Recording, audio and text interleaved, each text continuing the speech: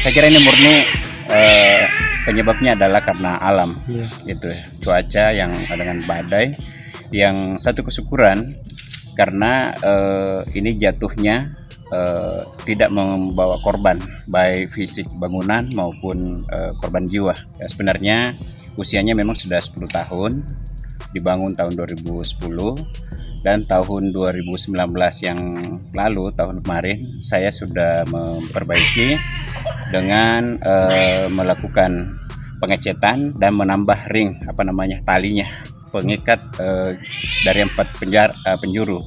Nah, saya kira sebenarnya sudah kuat karena sudah melakukan pemeliharaan samping power juga di ruang siar.